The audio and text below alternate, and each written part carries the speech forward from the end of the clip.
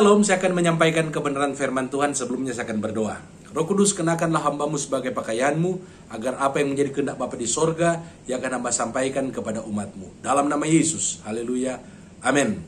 Nah, di dalam Yohanes pasal yang kelima, ini menceritakan tentang seorang yang dikatakan dalam ayat yang kelima, dia sakit lumpuh dan telah 38 tahun dia mengalami kelumpuhan.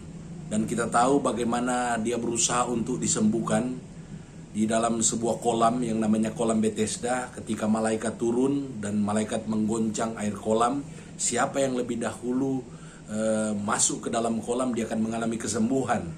Nah, sementara orang ini orangnya dalam keadaan lumpuh, dan ketika dia menuju ke kolam, hampir masuk ke dalam kolam, sudah ada orang yang mendahului dia. Dan apa yang terjadi bertahun-tahun itu dia alami. Tetapi ada kemauan dari orang ini untuk mengalami kesembuhan. Dan di dalam ayat yang ke-6, Yesus tahu bahwa orang ini mengalami hal yang seperti yang saya sampaikan tadi. Sehingga Yesus menawarkan kepada dia, maukah engkau sembuh? Dan akhirnya kita membaca di dalam firman Allah, di dalam ayat yang ke-8, Yesus berkata kepadanya, bangunlah, angkatlah tilammu dan berjalanlah.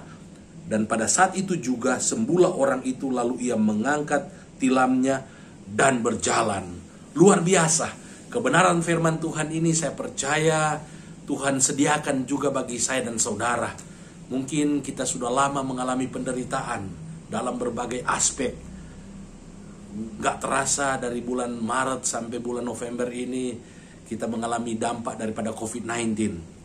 Percayalah, Tuhan tahu bahwa orang ini sudah lama menderita. Dalam ayat yang ke-6, kita juga harus percaya bahwa Tuhan tahu bahwa kita mengalami pergumulan, bahkan mungkin kita mengalami penderitaan. Tapi yang harus kita lakukan, jangan pernah menyerah. Orang lumpuh ini tidak pernah mengenal kata menyerah. Dia tetap ada di kolam Bethesda. Dan akhirnya dia mengalami mujizat. Kesembuhan terjadi. Demikian juga dengan saya dan saudara. Percaya kepada Tuhan, jangan pernah mengenal kata menyerah. Bergantung dan serahkanlah hidupmu kepada Tuhan. Sebab Tuhan yang bertanggung jawab atas pergumulan saudara, atas penderitaan saudara. Dan dia berkuasa untuk membuat mujizat atas saudara, seperti yang dia lakukan kepada orang yang lumpuh di kolam Bethesda. Puji nama Tuhan, mari kita berdoa. Terima kasih Tuhan buat firman yang sudah disampaikan.